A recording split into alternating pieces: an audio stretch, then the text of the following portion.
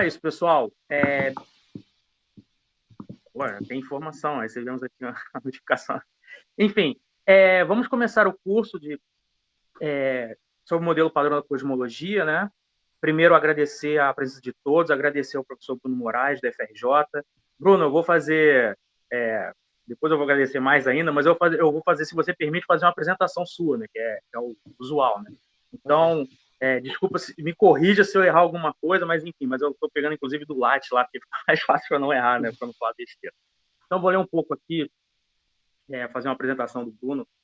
Então, o Bruno é professor adjunto, né, como eu falei, do Instituto de Física da Universidade do Rio de Janeiro, da Universidade Federal do Rio de Janeiro, no estado do Acre. Ele é do Arcos, né, como vocês podem ver, ele é do grupo Arcos, né, que é um grupo de gravitação, cosmologia e astrofísica da UFRJ, né, tem muitos amigos lá também. Ele fez graduação também na UFRJ, né, tem diploma também, você tem diploma de engenheiro, né, agora eu estava vendo aqui, diploma de engenheiro, você também é engenheiro, né, Bruno? Assim, foi um diploma duplo com a École Polytechnique na França, né? E, assim, é uma escola de engenharia, digamos assim, mas tem um pouco de tudo, né? Então, na verdade, eu fiz mais aula de física e matemática, né? Então, assim, essa coisa de ser engenheiro aí é meio picareta. Mas, mas eles te dão, mas tá no diploma, então deixa de ser. Pela École Polytechnique, também eu não pronuncio, não sei falar francês, então também corrijo meu francês aqui. Nessa também tem mestrado, também em cotutela, né, entre a École Polytechnique e a École Normale Supérieure, né? Entre as duas, é isso, né? Tá. E também fez doutorado em cosmologia na Universidade de Montpellier, né, com o professor David Polaski, em 2010 também. Que você estudou, na tua tese, você estudou perturbações cosmológicas, né, lineares, na primeira fase, primeira ordem. Né? Para modelos de energia escura e gravitação modificada. E também você fez dois pós-doutorados, tanto no CBPF como na Universidade de Londres, né, College London, e a sua área de atuação, né, principal em cosmologia observacional, então você também trabalha com estrutura em grande escala do universo, vínculos cosmológicos em propriedades de neutrinos, energia escura e gravitação modificada. Né? Também redshifts fotométricos, processamento de sinais, aprendizado de máquina aplicado à cosmologia, isso é bem legal, bem interessante, análise de dados em levantamento de galáxias, entre outros temas também. Também você é membro pleno do CFHT, ou CFHT, não sei se a pronúncia é mais o inglês que o pessoal fala, Striving to Survey, e também foi participante do projeto interdisciplinar europeu DEDALI, ou DEDAI, ou não sei, DEDALI, não sei como você vai, do Dark Energy Survey, que também é conhecido também. Então, é isso, Bruno. Não sei se eu falei besteira, acho que eu peguei do latim, então acho que eu não falei besteira. É isso aí mesmo. Então é isso. Então, agradecer, Bruno, pela disponibilidade. Tenho certeza que você vai ministrar um curso excelente e todo mundo vai aproveitar muito disso. E é isso, Bruno. Fique aí à sua disposição, fica aí nas tuas mãos. E quaisquer perguntas, pessoal, mandem, você falem comigo, mandem no chat. Se quiser perguntar, que eu pergunto para o professor Bruno, ok? Então é isso, Bruno. Está contigo aí. Tá. Bom, bom dia a todos. Obrigado, Rafael, pela introdução. Obrigado pelo convite seu e da organização da escola para dar esse curso de cosmologia, né? É a primeira vez que eu estou dando um mini curso de escola, né, de verão ou de inverno. Então, espero que o resultado saia bom. E o título e o objetivo do curso é dar para vocês uma introdução ao modelo cosmológico padrão. Tá? Aqui você tem meu nome, meu e-mail. Se vocês tiverem qualquer dúvida ou qualquer interesse, se vocês queiram conversar, sinta-se à vontade para me contactar. Eu coloquei também o link do nosso grupo, o Arcos, no IF, tá? Onde a gente fala um pouco de quem são os membros, as linhas de pesquisa, caso vocês tenham interesse em se informar um pouco mais sobre o que a gente faz. E é isso aí. Nessa primeira aula, eu quero falar das bases da cosmologia. Tá? Então, para começar, vamos falar dos objetivos e estrutura do curso. Tá? Então, o objetivo é fornecer para vocês uma visão geral da cosmologia moderna. Tá? O meu objetivo não é dar para vocês um resumão dos resultados mais avançados da área nesse exato momento, embora eu vá falar um pouquinho disso na última aula. Tá? O objetivo mais amplo é introduzir as bases teóricas do modelo cosmológico padrão, tá? De uma maneira abordável, que não necessariamente exaura o assunto, mas que permita a vocês, depois, por conta própria, se orientarem na bibliografia e cavarem mais a fundo, se vocês tiverem esse interesse. Tá? E um segundo objetivo nesse processo é discutir quais são as observações modernas que confirmam esse modelo como um modelo sólido e robusto, mas também analisar suas limitações e enigmas, que são muito grandes, são alguns dos enigmas mais importantes da física fundamental atual. Tá? Então, para atingir esses objetivos, a gente tem uma estrutura muito clara para quando você vai dar um curso assim, introdutório de cosmologia. Tá? Primeiramente, a gente vai falar do universo em expansão, então a gente vai descrever como é que a relatividade geral criou pela primeira vez um modelo cosmológico científico, né, uma cosmologia relativística. E aí, para isso, você precisa entender um pouco como a relatividade geral descreve a geometria e a dinâmica do universo. Tá? E aí, depois, a gente começa a estudar os constituintes do universo, porque a gente percebe que o universo ele teve uma origem muito quente, né? É o que a gente hoje chama de modelo do Big Bang, e foi esfriando conforme ele se expande, e nessa fornalha primordial, você teve a formação dos elementos leves, e você é absolutamente fundamental para a gente entender o conteúdo do universo hoje, o que tem nas estrelas, o que tem nos planetas, né? Os elementos leves, eles só podem ter sido formados nesse início muito quente do universo. Então, isso é uma verificação, uma comprovação muito, muito forte do modelo do Big Bang. Tá? E aí a gente vai também discutir algumas das componentes exóticas que tem no universo que a gente não entende bem. Tá? E aí, no terceiro bloco, a gente vai falar da formação de estruturas. Então, o universo ele não é homogêneo e isotrópico perfeitamente. A gente vai ver, tecnicamente, de onde vem essa hipótese de homogeneidade e isotropia, o que ela é, mas o universo ele não ele só é aproximadamente homogêneo e isotrópico. Então, a gente sai do universo primordial em que você é praticamente uma grande maçaroca de um plasma praticamente uniforme, com ligeiras perturbações, e a gente chega no universo de hoje em dia, onde a gente tem, graças ao colapso gravitacional, a gente tem a formação de uma estrutura super complexa, né, em grande escala no universo. Tanto a formação de galáxias, né, de planetas, mas também a formação de grupos de galáxias, aglomerados de galáxias e uma estrutura filamentar. Tá? Então, a gente vai discutir um pouco da física que explica, em parte, essa formação de estruturas e que as características dessa estrutura que a gente vê são que permitem alguns dos vínculos mais fortes nas propriedades do universo. Tá? E aí a gente vai terminar com um breve status atual do modelo, de quais são as observações atuais e do futuro próximo, quais são os desafios da cosmologia moderna, né? Como é que é a pesquisa em cosmologia. Tá? Então, isso essencialmente é um programa que, se tudo der certo, vai estar na aula 2, 3, 4 e 5. Né? E a aula de hoje é dedicada a dar um pouquinho mais de intuição sobre o que está acontecendo aí nessas coisas, do que são essas coisas, o que é o modelo cosmológico padrão, e também introduzir as bases teóricas que permitem chegar nas equações cosmológicas, tá? Para que a gente aí possa começar a estudar esse modelo a partir da segunda aula. Tá? Então, esses são os objetivos da aula de hoje. Tá? Agora, o que eu vou fazer é que eu vou rapidamente passar cada um desses temas aí, esses 3 primeiros temas, eu vou rapidamente passar um pouco neles, gastar uns 10, 15 minutos, tá? Para a gente ter a motivação de encarar aí o resto da semana, né, estudando e tentando entender essas coisas, né? Para dar para vocês uma noção de onde a gente está querendo chegar. Tá? Então, universo de expansão, tá? A gente começou a entender o universo da forma moderna no início do século XX.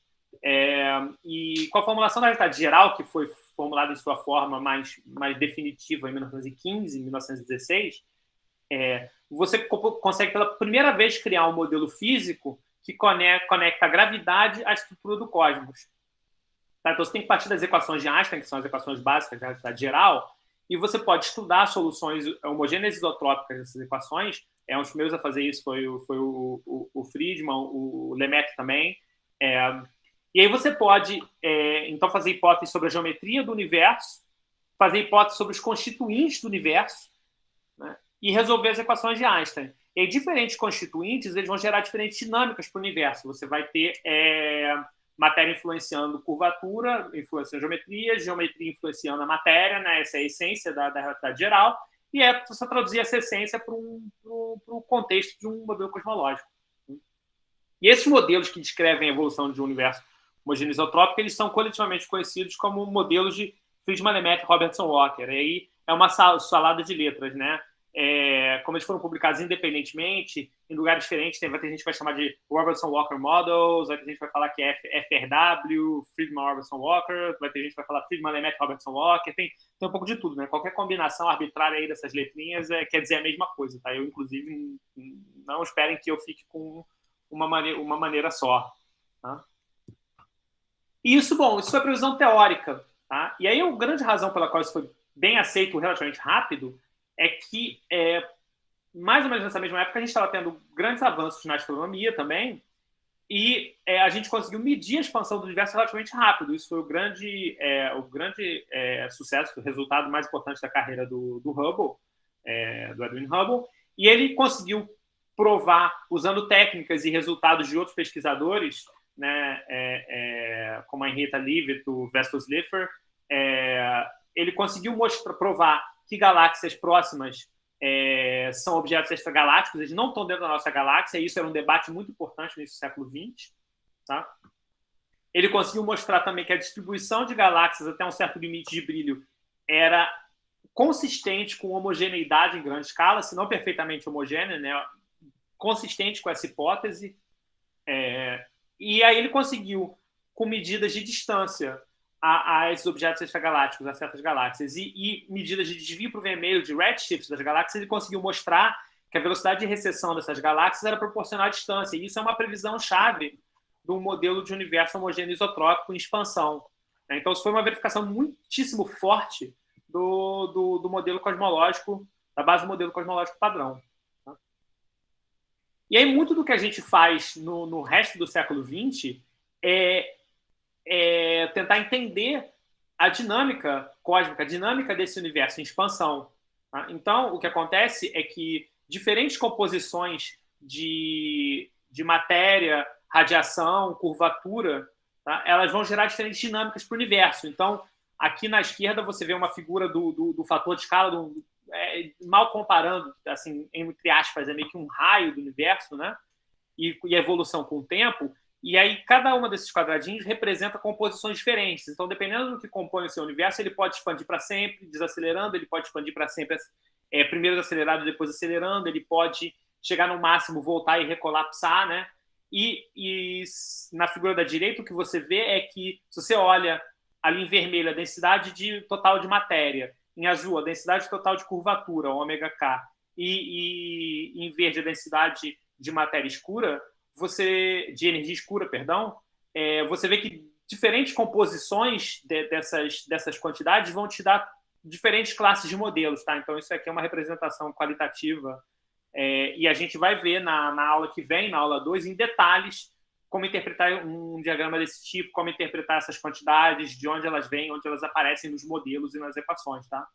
Então, assim, grande parte do esforço da cosmologia ao longo do século XX foi de melhor tentar identificar quais eram as densidades dos constituintes dentro do universo, porque dependendo de quais elas são, a história do universo, a dinâmica do universo vai ser diferente. Tá? Então, isso é o que eu estou falando aqui, que ainda é um objetivo principal da pesquisa em cosmologia observacional, que é desenvolver formas cada vez mais precisas de medir essas densidades. Tá? Não é o único objetivo, não são, mas é um dos objetivos principais. Tem outras coisas que a gente também quer medir, mas essa é uma das principais. Tá? E, atualmente, esse é um dos grandes enigmas, a gente tem as nossas medidas parecem indicar de maneira robusta que o universo é composto de... até isso aqui está desatualizado um pouco, mas 25%, 30% de matéria, sendo 25% de matéria escura, que a gente não sabe o que não brilha, e a gente não sabe qual é o que ela é fundamentalmente, né? 70% de energia escura, que é pior ainda, a gente não tem a menor ideia do que possa ser, a gente tem um modelo simples que funciona super bem, só que a gente não tem uma motivação física básica muito boa para isso. E só um 5% de matéria no universo que são coisas que a gente conhece. Então, principalmente hidrogênio e hélio, elementos mais complexos em esteira, neutrinos, né, elementos pesados. Então, isso assim, é muito pouco. Então, a gente consegue observacionalmente medir, e dentro de um modelo padrão que funciona para explicar as observações, a gente tem essas quantidades, só que, assim, do ponto de vista de física fundamental, é muito desconfortável a gente não saber muito bem o que são essas coisas. Tá?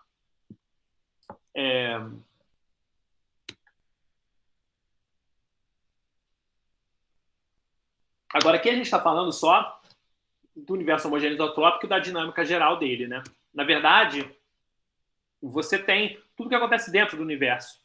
Né? Então, desde que o universo começou, aqui embaixo, no eixo horizontal, vocês podem ver a escala de tempo, a idade do universo, né? E desde do que seria o Big Bang, da época que o universo era muito pequeno, muito quente, eu vou pular ali a parte de inflação, já começando ali no 1 microsegundo.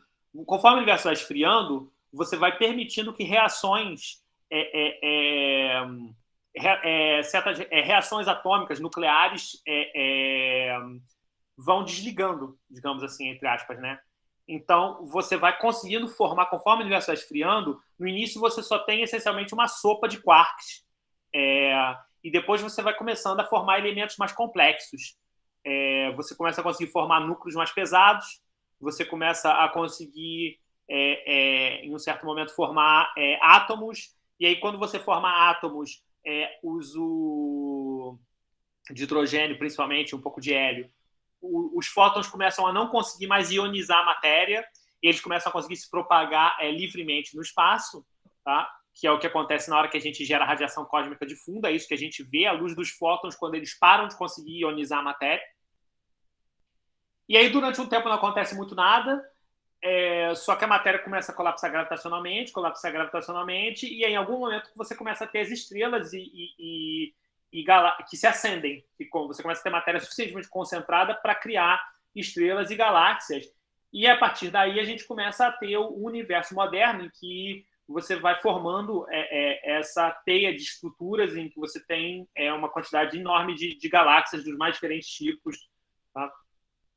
Então, na parte do universo térmico, a gente quer explicar esses processos. Em particular, a gente quer explicar muito esse pedaço aqui entre 0,01 segundo e 3 minutos, aproximadamente, né? E a parte de formação dos átomos de hidrogênio aqui em 380 mil anos. Tá? Então, essa primeira parte que a gente chama de nucleossíntese primordial, tá? Que é o processo fundamental para a geração de elementos leves. Como eu falei, é super importante porque quando você consegue formar o hidrogênio e o hélio que a gente vê no universo. Você não tem outros canais eficientes para formar todo o hidrogênio e hélio que a gente vê. Tá? E a gente consegue mostrar que a abundância de hélio é bastante robusta aos detalhes desse modelo, então ela serve como uma forma de verificação. E no fundo, o que a gente tem que estudar são as reações básicas entre prótons, nêutrons e diferentes núcleos que vão se formando conforme o universo vai esfriando. Tá? E, em particular, a abundância de deutério é muito sensível à densidade total de matéria bariônica, de bárions, leptons. Em cosmologia, a gente chama de bárion tudo que é matéria ordinária, né? Inclusive os leptons. É um abuso de linguagem. Então, se a gente observa a densidade primordial de deutério, a gente consegue medir bastante bem quanta matéria tinha no universo primordial e verificar também o próprio modelo, né, da geração dos elementos, né, as densidades relativas. E as observações desse tipo de quantidade elas oferecem um suporte muito forte ao modelo do Big Bang. Tá? Então, aqui, por exemplo, no gráfico do canto direito inferior, o que vocês veem é qual fração da massa total de matéria bariônica está contida nos diferentes elementos. Né? Então, você tem os prótons livres, que são equivalentes ao hidrogênio ionizado, né? Os nêutrons e aí os elementos mais complexos, e conforme o tempo vai passando, os nêutrons vão decaindo e você vai ou se conectando com núcleos e formando os núcleos mais complexos, ou decaindo em prótons, né?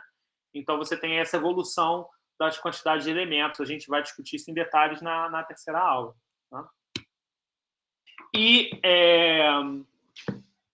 durante a nucleossíntese ainda está muito quente, então você não tem átomos neutros, porque a radiação ioniza a matéria, né? Ela não deixa os elétrons se conectarem. Então você tem um plasma acoplado dos bárions e fótons. Só que com a expansão a temperatura cai, em um momento, com a temperatura caindo, cai energia e os fótons passam a se propagar livremente. Os átomos se conectam, os átomos de hidrogênio, elétrons com os núcleos, e aí os fótons se propagam, param de interagir com a matéria, se propagam livremente no espaço, e o resultado é a radiação cósmica de fundo que a gente vê hoje em dia. E essa radiação ela é um corpo negro perfeito, a gente vai ver por quê.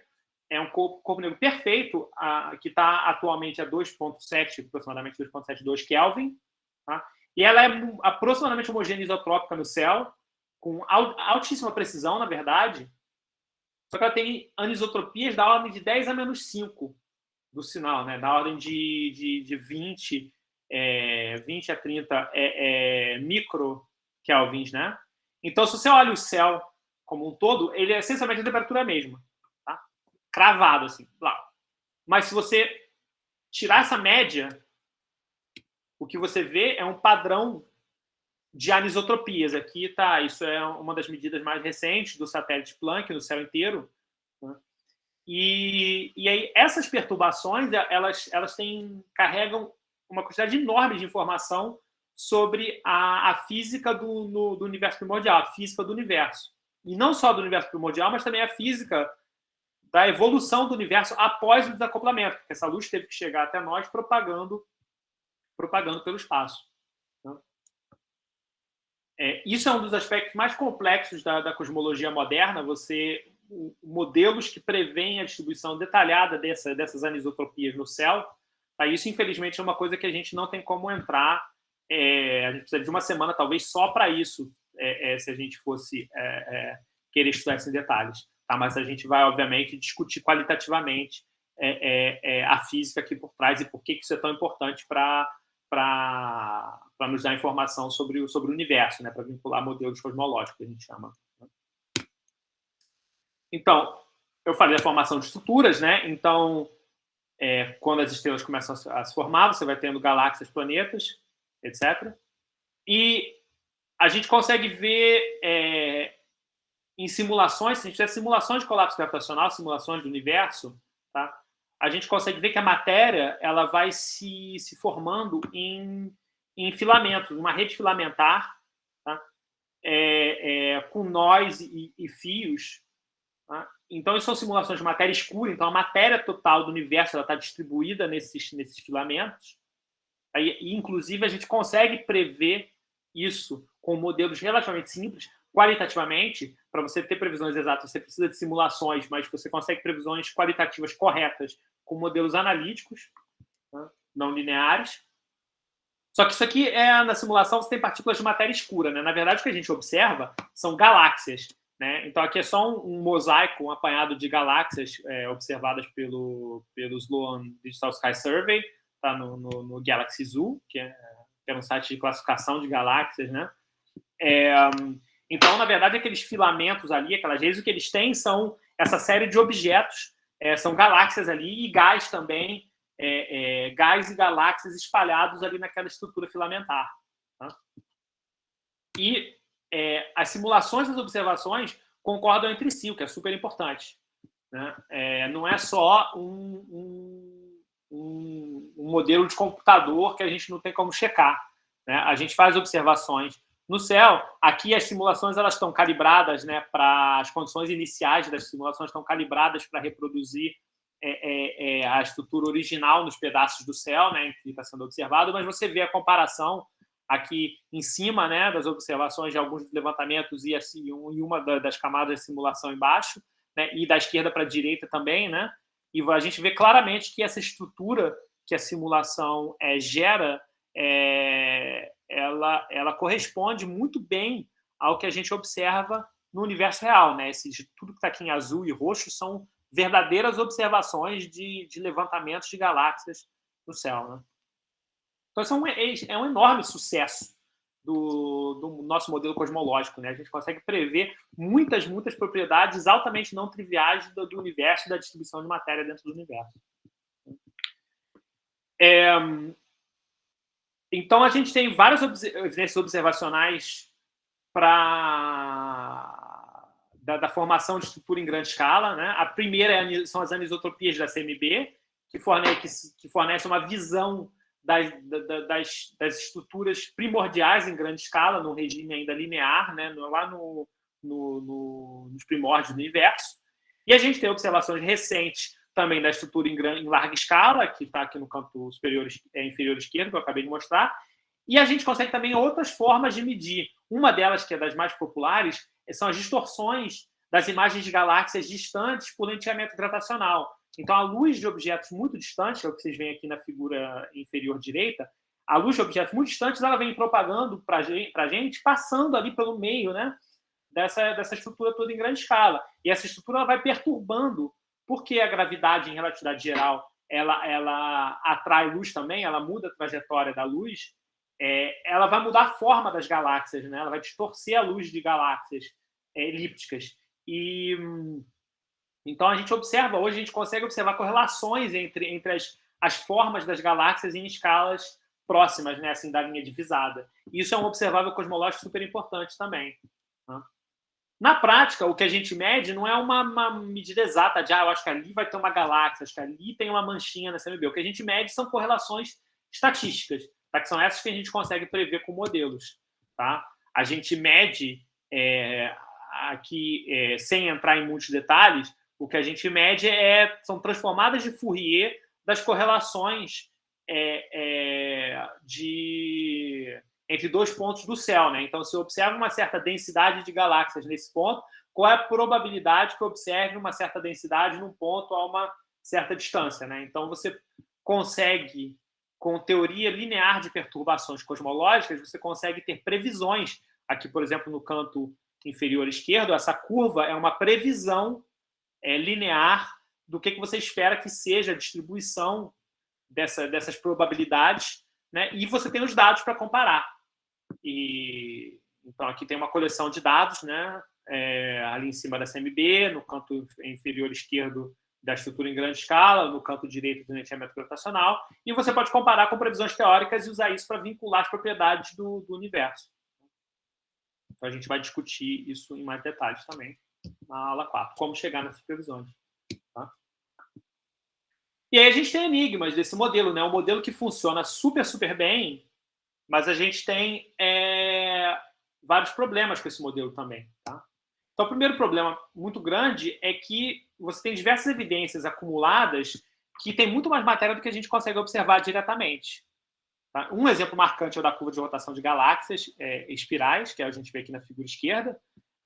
A gente vê muito mais uma velocidade de rotação dos observáveis, né, muito mais rápida do que poderia se você só tivesse matéria visível, né?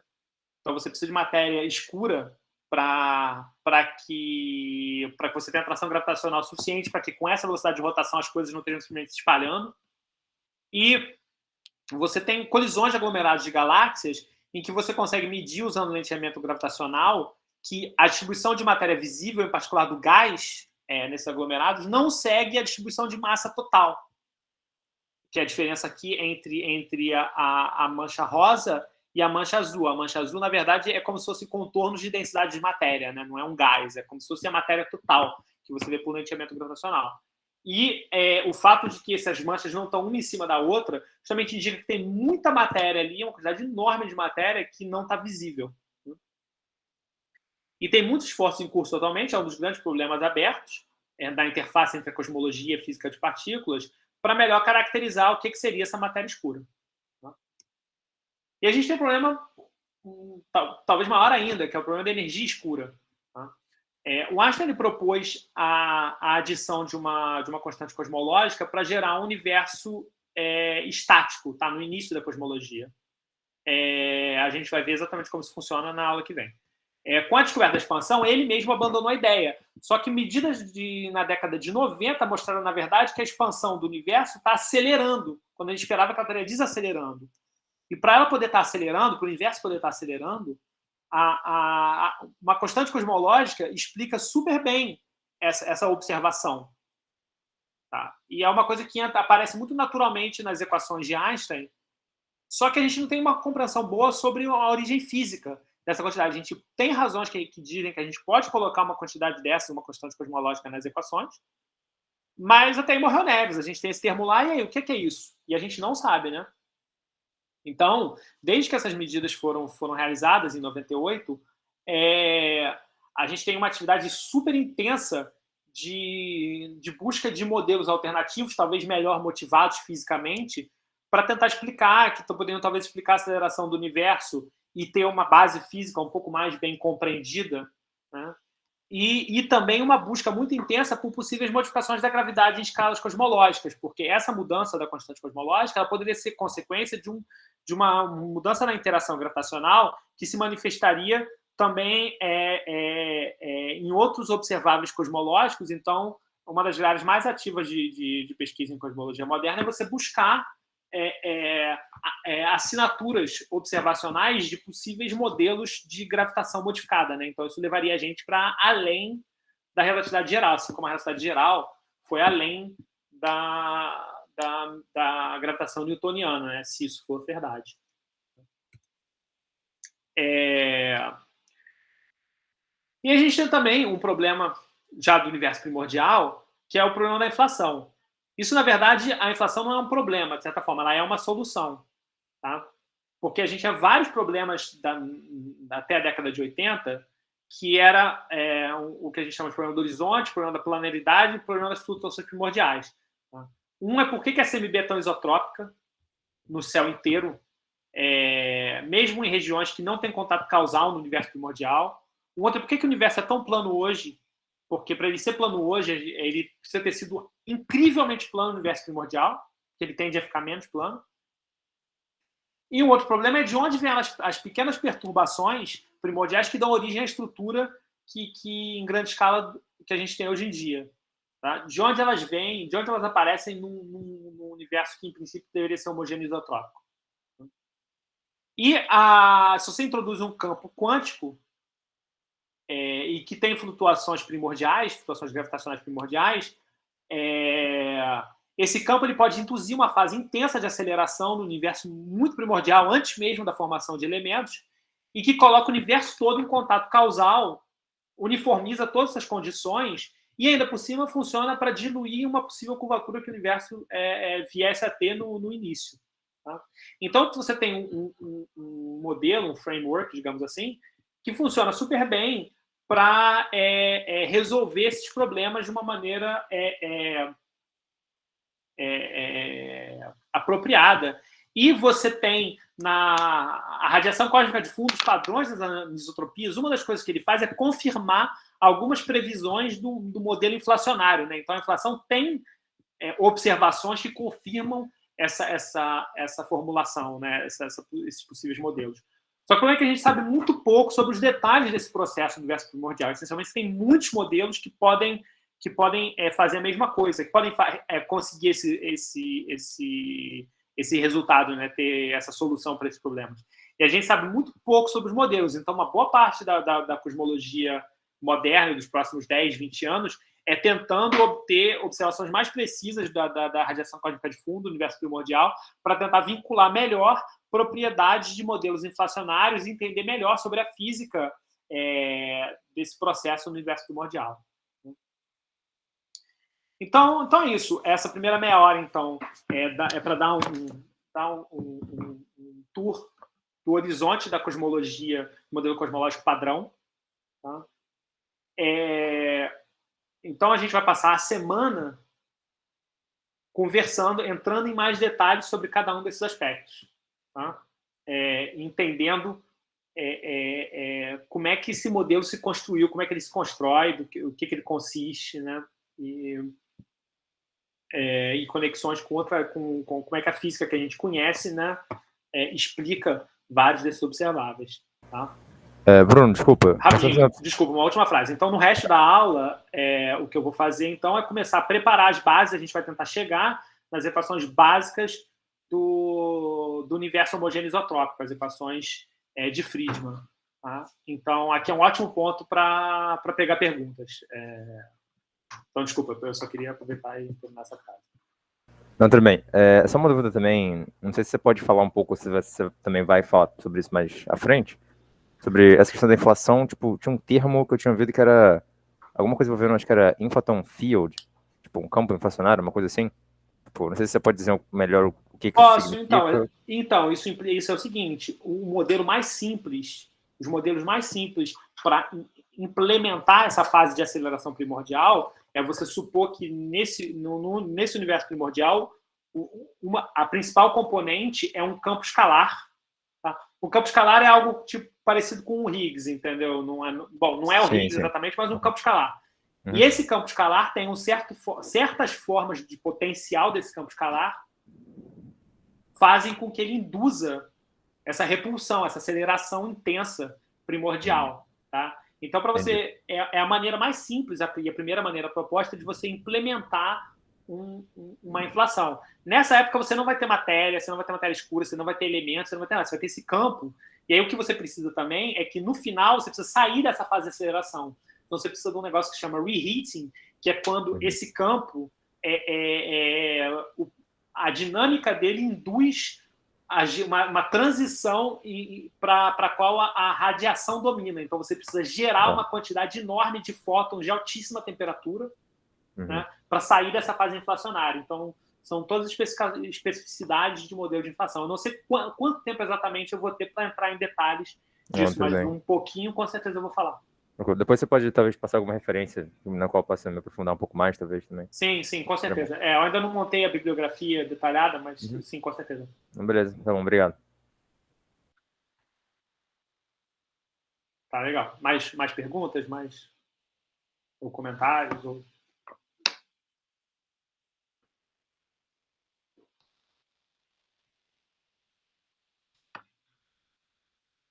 Tá, tudo bem. Então, para a gente poder falar de cosmologia, tá, ela é relativística. Né? Então, a gente vai precisar falar de relatividade. Tá? Alguns dos livros básicos de cosmologia tentam usar argumentos newtonianos. Você consegue mais ou menos ali, improvisando, chegar nas equações cosmológicas, meio que seguindo uma lógica newtoniana. Mas eu acho isso muito ruim, porque isso obscurece um pouco muitos de conceitos de relatividade restrita que são super importantes para você entender dinâmicas do universo observável.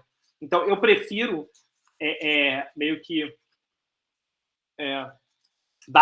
encarar, né, a pedrada, digamos assim, e tentar dar uma introdução rápida de relatividade para que a gente possa, pelo menos, utilizar essas ferramentas. Aqui eu estou partindo do pressuposto que vocês tenham visto relatividade restrita em física 4, talvez em eletro 2, e se viu relatividade geral, melhor ainda, mas surpreendentemente, é menos necessário. Para a cosmologia relativística é mais interessante toda a parte da relatividade restrita, tá? do que a relatividade geral. Acho que a gente consegue passar rápido pela relatividade geral. Tá? O que aqui vai ser diferente é que eu quero revisitar a relatividade restrita com uma formulação geométrica, que isso sim é possivelmente um pouco diferente do que vocês viram. Se vocês viram elétrico pelo Griffiths, se vocês viram relatividade restrita pelo Moisés, física 4 pelo Moisés, né? São pegadas mais assim, transformações coordenadas, etc. Então, para uma formulação geométrica da relatividade restrita, eu recomendo muito. Tem o livro do Schutz, né, que chama First Course in General Relativity, e os primeiros capítulos é de relatividade restrita. Ou então tem um livro recente, que é do Blanford e do Kip Thorne, que chama Modern Classical Physics. É um tomo gigantesco de 1.500 páginas. E os primeiros 2 capítulos é sobre uma formulação geométrica, primeiro da mecânica newtoniana e depois da relatividade restrita. Tá? Então, são talvez as referências mais interessantes assim para pegar essa visão geométrica, tá? Para quem quiser investigar um pouco melhor. Tá? Então, só para relembrar, a relatividade restrita Ela parte de dois postulados. Na verdade, o Thorne e o Bradford argumentam que, na verdade, o segundo postulado é consequência do primeiro. Tá? O princípio da relatividade, ele diz que as leis da física são as mesmas em todos os referenciais inerciais. Na verdade, tem 3 ou 4 maneiras diferentes de formular, essa é uma delas. Tá? E o segundo é a constância da velocidade da luz. Ou seja, a velocidade da luz no vácuo, ela possui o mesmo valor em qualquer referencial inercial e ela é independente da velocidade da fonte. Isso é muito diferente da física galileana, né? Em que você soma velocidades, né? Quando você tem observadores inerciais com velocidades diferentes, você quer passar do referencial de um para o outro, as velocidades se adicionam sem limite, né? Você pode ter uma velocidade infinita, você pode ter velocidades iguais. A velocidade da luz, por outro lado, ela é uma constante universal. Nenhum observador massivo consegue chegar à velocidade da luz. Então, você, inclusive, precisa adaptar as adições de velocidades para que você nunca atinja essa velocidade. Tá? Esses dois princípios super básicos dão todas aquelas consequências que eu espero que vocês já tenham visto pelo menos uma vez na carreira de vocês. Tá? Zero detalhes aqui eu vou entrar. Então, aquelas questões de dilatação temporal, paradoxo do gêmeo, o tempo passa diferente, referenciais diferentes, os comprimentos espaciais são medidos de maneira diferente em referenciais diferentes, a simultaneidade, o conceito de simultaneidade não é o mesmo para observadores em velocidade relativa, o que é simultâneo para um pode não ser para o outro. Como eu acabei de falar, a adição de velocidade se modifica. E uma das coisas mais importantes, momento linear e energia não são mais conceitos independentes. Na verdade, eles fazem parte de um conceito unificado, que é o momento-energia. E, em particular, você, mesmo para um objeto que não esteja em movimento, ele tem uma energia que é a famosa energia de repouso do E igual a mc2. Né? Então, E igual a mc2 é justamente falando que mesmo se for um objeto que não tem momento linear, ele tem uma energia, né, não nula. Então, isso aqui tudo eu espero que vocês já estejam familiarizados. Tá? O que eu quero agora é fazer uma apresentação geométrica da relatividade restrita. Tá?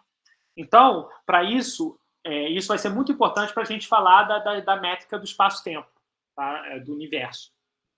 Eu já vou falar o que é métrica, aliás. Então, a gente começa formulando esse conceito de elemento de linha.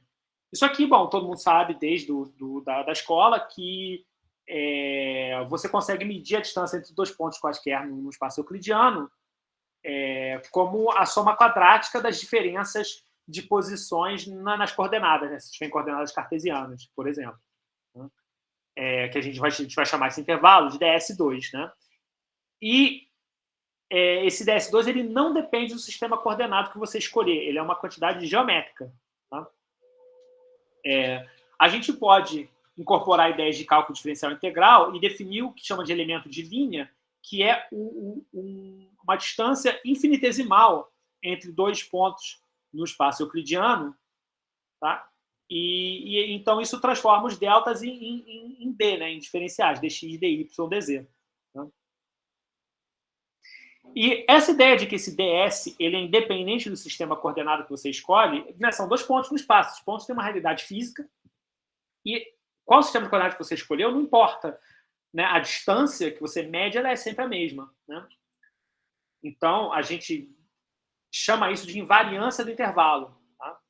E essa ideia de invariância do intervalo é uma ideia geométrica que é muito profunda, porque ela define implicitamente qual é o tipo de transformações que um dado espaço admite. Então, no caso do espaço euclidiano, quaisquer rotações e translações que você faça deixam o módulo desse intervalo invariante. Tá? Então, você pode definir o espaço euclidiano, você pode inverter e definir o espaço euclidiano como um espaço tal que esse conjunto de transformações deixam a distância entre dois pontos nesse espaço invariante, né? Esse intervalo invariante. Então, na verdade, é uma geometrização, é um conceito muito profundo de você geometrizar, você interpretar o espaço em termos das transformações que ele permite. Né?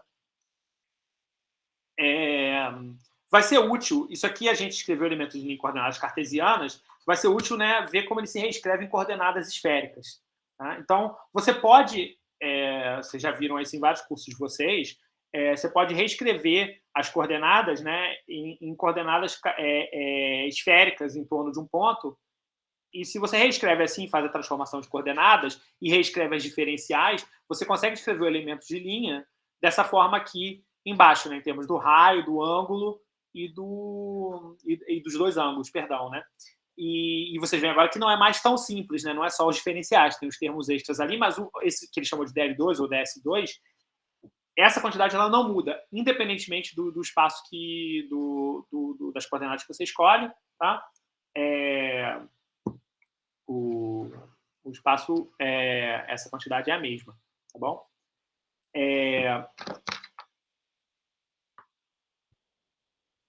E assim que o Einstein propôs a relatividade, a relatividade restrita, tá? Foi imediatamente vista como uma contribuição super importante. Muitas pessoas começaram a trabalhar em consequências disso. E o Minkowski, ele foi, pouquíssimos anos depois, ele foi o primeiro a formular uma versão geométrica da relatividade restrita. Tá? Então, a maneira como ele formulou é que você, em vez de estar trabalhando na arena do espaço euclidiano, você usa essa ideia das transformações, pega as transformações de Lorentz, que essas sim foram conhecidas até antes do Einstein, né? Em 1904, o Lorentz, Poincaré e tal. Então, o Minkowski seguiu essa lógica. Qual é o espaço-tempo cujo intervalo fica invariante quando você faz transformações de Lorentz, né? Como é que você define um intervalo invariante por transformações de Lorentz? E aí aquela relação que cartesiana era só dx, dy, dz, você agora tem o tempo envolvido nela, né? As transformações de Lorentz elas fazem justamente isso, de acoplar o tempo e o espaço, né? E com sinal trocado, com sinal negativo, né? Então, essa métrica, essa diferença entre sinal da parte temporal e da parte espacial. Tá? Então, você pode definir, assim como você tem um espaço euclidiano, você pode definir um espaço-tempo de Minkowski. E aí você pode usar toda uma nomenclatura geométrica para tratar da relatividade restrita. Tá? A gente chama de evento, um ponto no espaço-tempo. Tá? Agora não é mais só um local, né, euclidiano, uma posição. Ele também tem um momento temporal. Então, para você especificar um evento, não basta você especificar o ponto em que ele ocorre. Tem que especificar o tempo. Então, se eu estou aqui sentado na minha cadeira, isso é um ponto espacial, né? Mas agora, 11h31, 39 segundos, é um evento. Agora, 11h31 e 43 é outro evento. Né? Embora eu esteja no mesmo ponto espacial, no espaço-tempo eu não estou no mesmo ponto. Eu mudei de posição no espaço-tempo. Né? A gente pode, então, definir um referencial inercial, isso já existe, né, em espaço newtoniano. Tá? Só que agora um referencial inercial ele também inclui um valor de tempo. Tá? Um observador ele é um sinônimo desse referencial.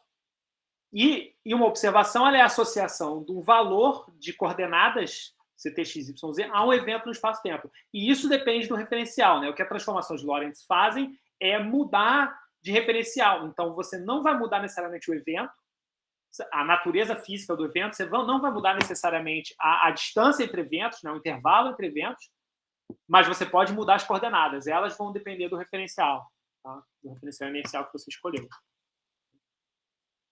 E aí, com essa visão geométrica, você...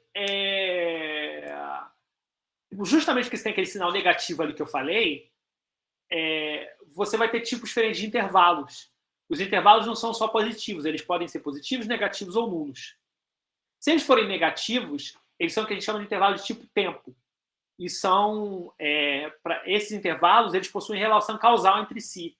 Você consegue, como observador, com velocidade menor que a da luz, você consegue se conectar, fazer a trajetória de um desses eventos para o outro evento. Né? E existe um referencial em que esses eventos ocorrem no mesmo ponto espacial. Já um intervalo DS2 igual a zero, ele é um de tipo luz. Então, eventos que tenham essa separação, se tem dois eventos cuja separação, cujo intervalo é zero, eles só podem ser conectados por um raio luminoso. Então, se o primeiro evento está numa coordenada temporal, numa posição espacial, e o segundo evento numa outra coordenada temporal e num outro e espacial, né, o DS2 igual a zero implica que a única maneira de você conectar esses dois eventos é disparando um raio de luz do primeiro evento e ele vai chegar no segundo. Tá? e é o que corresponde aqui nessa figura a esse cone de 45 graus, tá? Nessas unidades. E no caso da S2 maior que zero, você tem um intervalo de tipo espaço. Então, você não consegue conectar causalmente dois eventos que estejam separados por um intervalo desse tipo. Tá? A luz não consegue chegar, a luz só anda com intervalos igual a zero, e qualquer observador massivo anda intervalo menor que zero. E são justamente esses tipos de evento, esse tipo de intervalo, em que você consegue escolher um referencial no qual ambos podem ser simultâneos. Você nunca consegue fazer isso para intervalos tipo tempo. Tá? Então, você tem essa classificação entre os diferentes tipos de intervalos. Tá?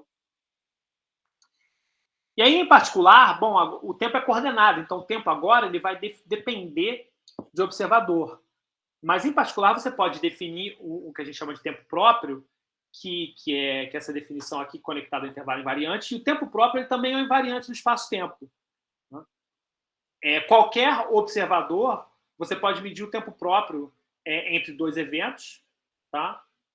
Mas só no caso particular em que os dois eventos estão em repouso no seu referencial, então, ou seja, que o dx, dy, dz são zero, é que esse tempo próprio d tal vai corresponder ao dt coordenado. Então, tem um referencial no qual o tempo próprio corresponde ao tempo coordenado. Para dois eventos, né? Para dois eventos que estejam com intervalo. Tá?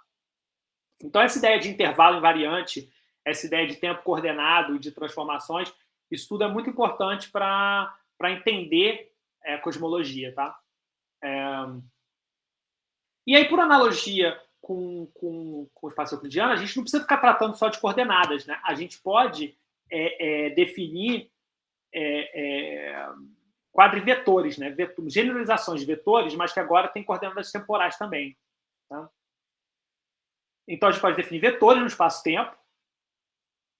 Um quadrivetor ele vai ser um conjunto de 4 componentes, e a definição operacional, e que acaba sendo a definição profunda, é que qualquer conjunto de 4 componentes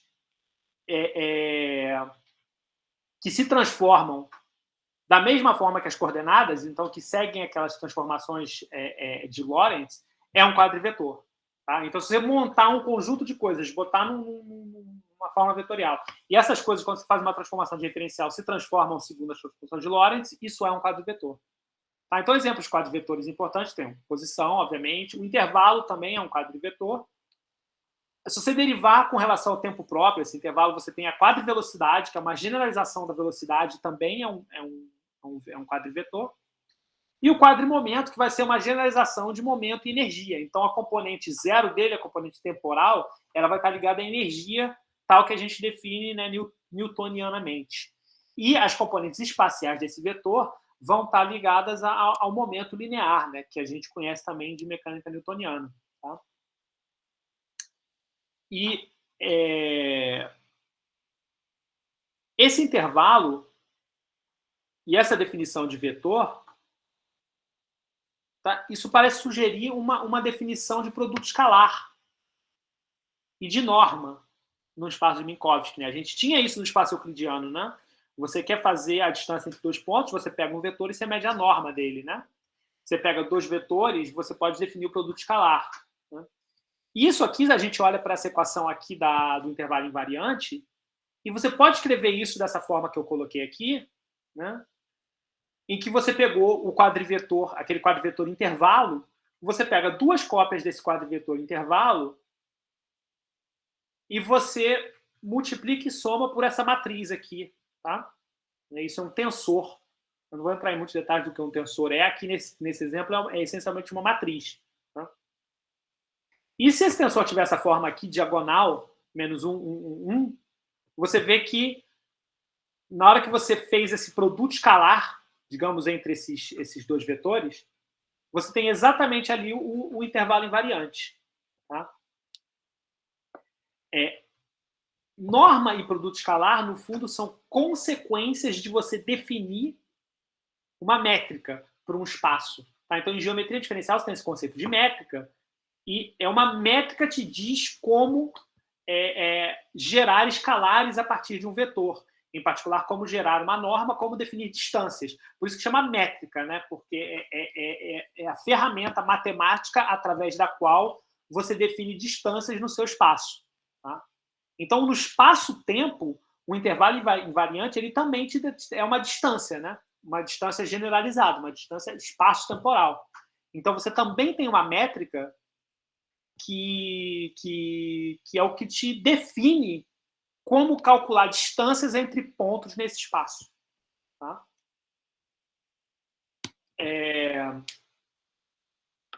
Então, isso é tudo que eu queria falar de relatividade restrita. Ih, eu sem querer sair aqui, perdão. Tá? Antes de entrar em métrica, vocês têm alguma coisa que vocês queiram perguntar, alguma dúvida? Deu para acompanhar? Isso está mais ou menos tranquilo para quem já viu isso antes, de relatividade restrita?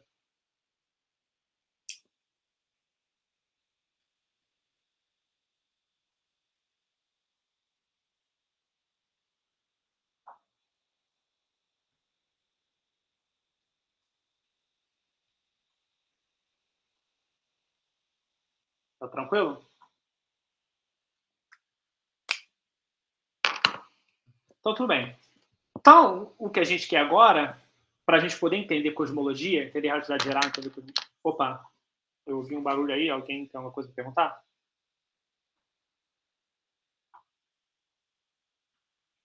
Não, acho que o Igor só disse que estava tudo bem, tá tudo certo. Acho que é.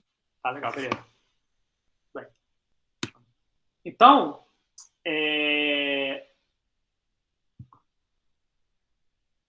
a gente quer focar nesse conceito de métrica. Tá? E a questão é que ali a gente estava no espaço euclidiano, a gente tem uma métrica muito simples. E mesmo no espaço-tempo de Minkowski, a gente tem uma métrica um pouco mais complexa, mas ainda assim relativamente simples. São métricas planas. A gente vai ver o que isso quer dizer no fim desse slide. Um dos grandes desafios, então, é que incorporar, que a relatividade restrita teve e a passagem para a relatividade geral, é que se você quiser incorporar a física de referenciais não inerciais e a gravitação, relatividade restrita, você não consegue fazer isso num espaço-tempo de Minkowski. Isso exige um espaço-tempo com uma geometria riemanniana, que é uma geometria não euclidiana, digamos assim. Tá? Isso é o trabalho, toda essa geometria diferencial ela foi estudada principalmente por outras pessoas também, mas principalmente as duas figuras principais são Gauss e o Riemann. Tá? Então, durante uma boa parte da segunda metade do século XIX, né, eles construíram essa generalização de geometria. Tá? A gente vai ver exatamente por que essa generalização é importante no próximo slide, tá? Mas o ponto central é que a quantidade central de geometria riemanniana é métrica. Tá? Então, a métrica que vai definir distâncias, vai dizer como medir distâncias num dado espaço-tempo, como eu falei no slide anterior. Só que a métrica faz mais do que isso. Tá? É a métrica que permite medir o comprimento de curvas arbitrárias, isso, bom, comprimento são distâncias, tudo bem, mas é também a métrica que vai te dizer quais são as linhas retas, entre aspas, os equivalentes de linhas retas num espaço que não é plano, tá? Que são o que a gente chama de geodésicas. Isso é porque uma das definições de linhas retas são as linhas que são a menor distância entre dois pontos, tem uma outra definição que são as que preservam, mantêm um vetor tangente paralelo entre diferentes pontos. Né? Então, o conceito de paralelismo ele é alterado, você precisa generalizar, e é a métrica que te permite encontrar as trajetórias no seu novo espaço que são equivalentes às linhas retas que mantêm paralelismo, tá, de vetores tangentes. E a minha métrica vai permitir também quantificar a curvatura do espaço-tempo. E isso é um ponto fundamental da geometria diferencial, tá? Que uma vez que você sabe a métrica, a geometria ela fica inteiramente determinada. Você só precisa da métrica. Tá? A métrica define tudo. Então, é uma quantidade fundamental. Para dar uma visão um pouco mais intuitiva, tá? Uma outra visão intuitiva, se olhar essa figura, digamos que você tem uma superfície arbitrária, tá? Uma superfície bidimensional num espaço bidimensional. Tá? O que acontece é que a cada ponto da superfície você consegue definir um espaço tangente. Tá? E aí, nesse espaço tangente, você pode fazer álgebra linear. tá? O que a métrica faz, as componentes da métrica, dado uma base que você escolhe, né, e a base ela depende do sistema de coordenadas. Então, sistemas de coordenadas diferentes podem gerar métricas diferentes. Tá? Mas aí, dado uma base, os produtos escalares dos vetores base te dão as componentes da métrica. Então, a métrica, de certa forma, que ela te faz é que ela te permite entender como calcular distâncias nesse espaço tangente a cada ponto. Tá?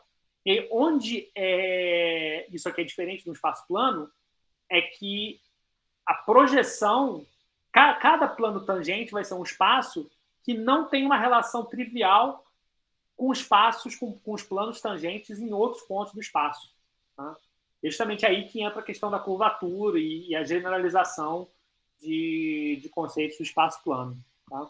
Então, no fundo, o que a métrica está fazendo é te ensinando, dado um ponto do espaço, ou do espaço-tempo, como fazer medidas, né, de distâncias num plano tangente ao espaço ali naquele ponto.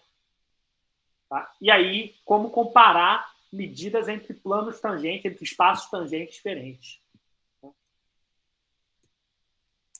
Então, a curvatura ela vem justamente criar esse problema de você precisar fazer uma física local. Né? E, como eu falei, a métrica ela permite caracterizar completamente o espaço. Tá? E isso é um dos resultados-chave do Gauss, que chama teorema egrégio, tá? Que é justamente você ver que você pode expressar a curvatura em termos das propriedades da métrica.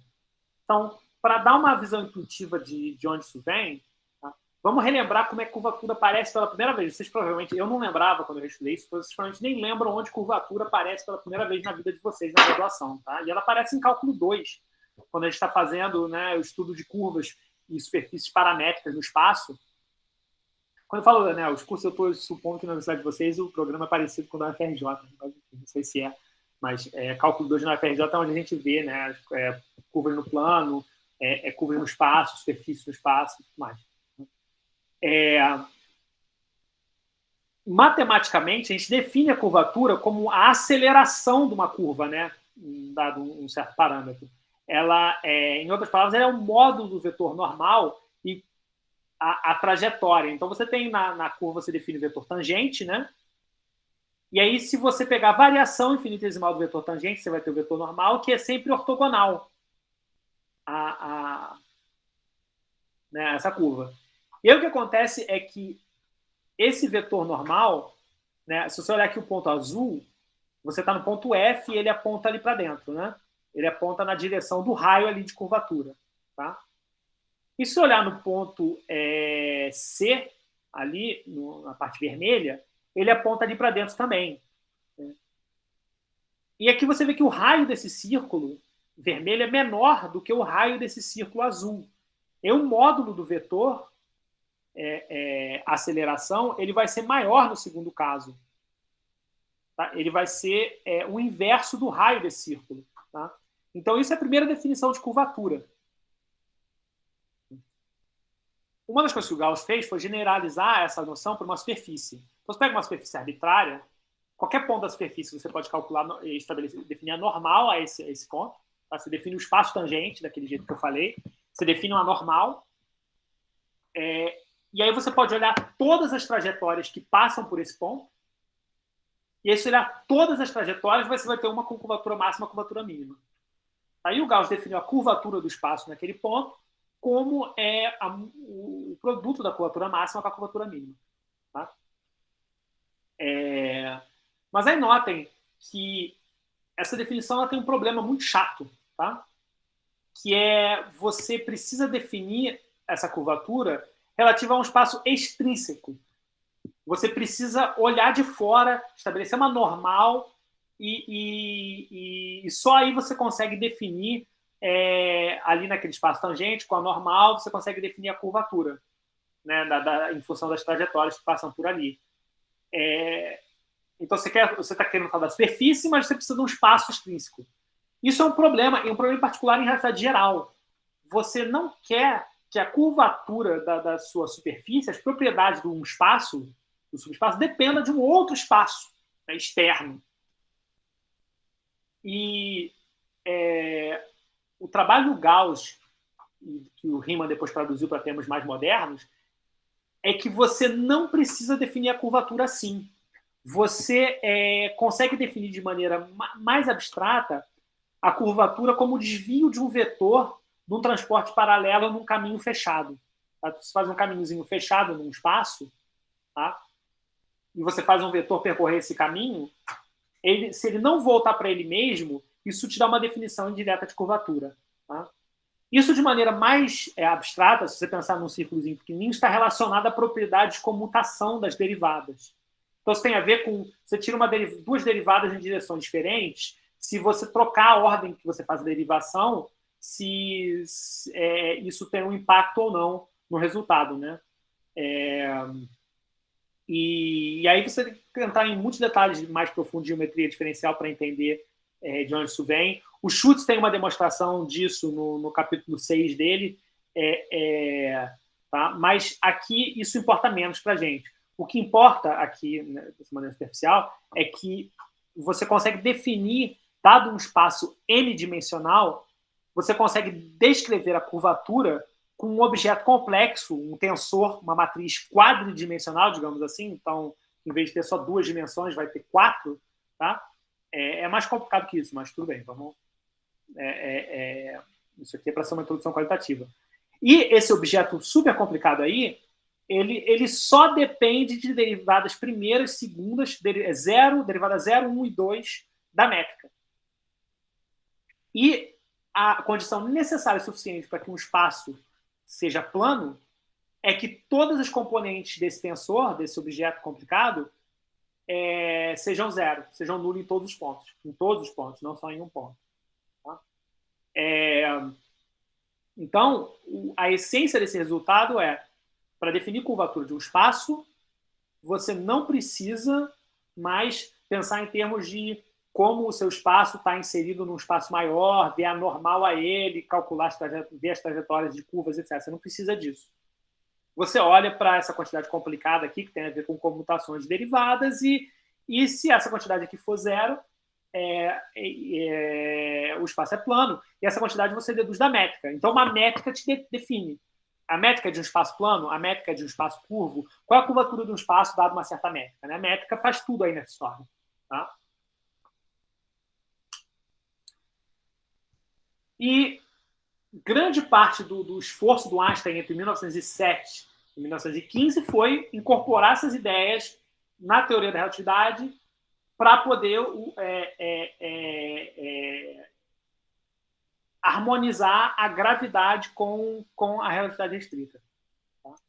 E é disso que a gente vai falar agora, rapidinho, nos próximos 10 minutos. Então, como é que foi a gênese histórica da relatividade geral, tá? E da cosmologia? Tá? A primeira solução cosmológica, ela foi baseada na teoria da relatividade geral, foi em 1917, tá? Que ela foi publicada pelo próprio Einstein. Tá? E após a publicação da relatividade restrita, em 1905, teve diversos cientistas da época explorando alguns aspectos sutis e potencialmente problemáticos da relatividade restrita. Então, estudando corpos rígidos girantes, o que acontece com as dimensões deles, como é que você trata referenciais não inerciais, como é que você trata a gravidade em particular. Tá? Em 1907, o Einstein foi convidado para escrever um review das consequências da relatividade restrita, da relatividade restrita e suas consequências. Tá? Isso aqui é uma descrição dele de 22, um artigo que escreveu em 22, e ele fala que quando ele estava escrevendo esse review das consequências da relatividade restrita, ele percebeu que ele não conseguia escrever a lei da gravidade em relatividade restrita. Você tinha certos paradoxos, certos problemas, a gente não precisa entrar em detalhes, tem algumas referências históricas, se alguém tiver interesse me pergunta depois, muito interessantes, artigos de história da física, né, analisando esses problemas e como é que foi o desenvolvimento dessas ideias. E aí o que aconteceu é que o Einstein, pensando nessas ideias, ele teve uma inspiração, ele pensou no famoso princípio da equivalência. Ele pensou que uma pessoa em queda livre não vai sentir o próprio peso. Tá? E essa ideia ela é fundamental para você levar o princípio da relatividade de referenciais inerciais para referenciais não inerciais. Tá? Então, no fundo, que o princípio da equivalência, que é um princípio central da relatividade geral, não é a única coisa. Dá para você ter o princípio da equivalência e não ter a relatividade geral. Tá? Mas não dá para você ter a relatividade geral sem o princípio da equivalência. Tá? E o que o princípio da equivalência diz é que nenhum experimento físico ele é capaz de determinar se um sistema local está uniformemente acelerado ou sob a ação do campo gravitacional. Então, aqui você tem aqueles exemplos clássicos, né? Se você está dentro de um foguete que está acelerando e você vai sentir, né, uma força te puxando para o chão do foguete, isso é equivalente a você estar dentro de uma caixa fechada num campo gravitacional parada, né? E você, dentro dessa caixa ou desse foguete, não consegue distinguir entre um e outro. Tá? E imediatamente você, se você pensar em termos de luz, você deduz que o campo gravitacional, a gravidade, ela deve afetar a luz também, se o princípio da equivalência for verdadeiro. Porque se você acende uma lanterna nesse foguete em aceleração, tá, a trajetória do facho luminoso ele não vai bater na parede na mesma altura do chão na qual você acendeu a lanterna. Então, se você está parado no campo gravitacional, para que seja indistinguível, a mesma coisa tem que acontecer. Então, a razão pela qual a relatividade restrita leva a formular esse princípio dessa forma é um pouco mais complicado. Eu nem sei se eu consigo explicar aqui muito fácil. Mas o ponto-chave é que, com o princípio da equivalência, você já consegue calcular vários efeitos novos de gravidade. A dilatação temporal no campo gravitacional, o lenteamento gravitacional. Só que a primeira maneira como você tenta implementar isso, que é você tentar pegar o potencial de Poisson, um potencial escalar, né, um potencial gravitacional puramente escalar, e usar esse princípio, você não consegue fazer isso funcionar com a gravidade restrita. Então você precisa que o seu potencial gravitacional, o seu campo gravitacional, seja um objeto mais complexo, um objeto tensorial. E foi partindo do princípio da equivalência, sabendo dessa dificuldade com o campo escalar, tendo consciência da visão geométrica da realidade restrita, não geral, do Minkowski, e conectando também com uma dedução de princípios variacionais do Planck para o movimento da partícula, o Einstein percebeu que você podia combinar uma geometria riemanniana, uma geometria mais generalizada, e fazer o campo gravitacional ter múltiplas componentes, e usar isso para construir uma teoria da gravitação que fosse consistente com a relatividade. Tá? Então, tudo isso que eu estou falando é para a gente conseguir chegar na equação de Einstein, que é a base para a gente chegar na descrição do universo. Tá? Então, partindo dessas ideias aqui, o Einstein partiu para buscar um tensor, um objeto mais complexo que generalizasse o laplaciano do potencial gravitacional que aparece na equação de Poisson, que dá a gravitação newtoniana. Né? Então, para isso que ele buscou foi um objeto puramente geométrico que representasse as propriedades do potencial gravitacional, então, que seria um tensor de ordem 2, não pode ser mais um campo escalar, e que envolvesse derivadas segundas da métrica, porque você quer uma coisa equivalente a um laplaciano. Tá? Simétrico, a gente vai ver porque no próximo slide. Com divergência covariante nula.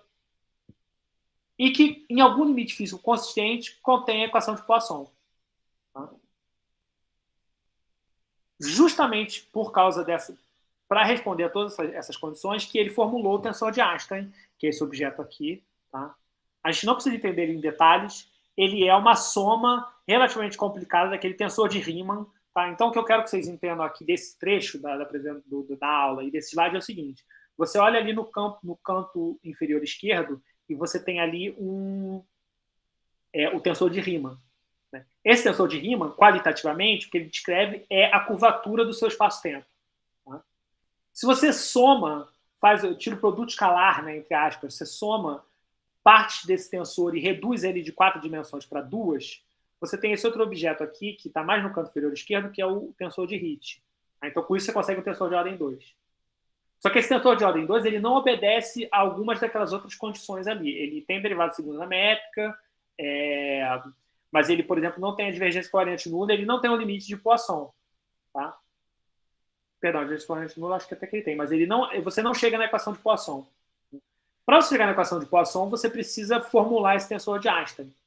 Tá?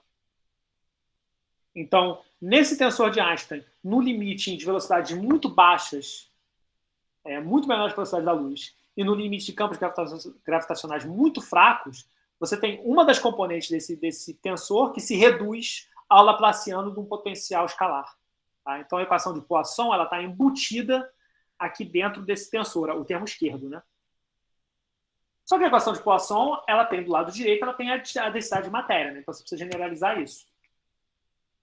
Tá? Então, na realidade restrita, você vai querer... A gente sabe que a quantidade conservada ela é uma combinação de momento e de energia. Né? Essa equação aqui da conservação. Então, na verdade, o que a gente quer é construir um tensor que tem a ver com momento e energia. Tá? E aí, você, partindo da descrição de fluxos de momento que já existia na mecânica newtoniana e de uma generalização para fluidos relativísticos, em que você está tentando descrever um tensor de densidade de energia e de momento, e fluxo de momento, fluxo de energia, você consegue construir um objeto que é um tensor, uma matriz simétrica, tá? E que descreve essa distribuição toda, a distribuição e fluxo de energia e de momento numa região de espaço-tempo. Tá? Esse tensor, de maneira geral, ele tem essa cara aqui. É uma matrizona, né? Então, um elemento da matriz aqui no canto superior esquerdo, ela te dá energia, a densidade de energia no espaço-tempo. Tá? Essa parte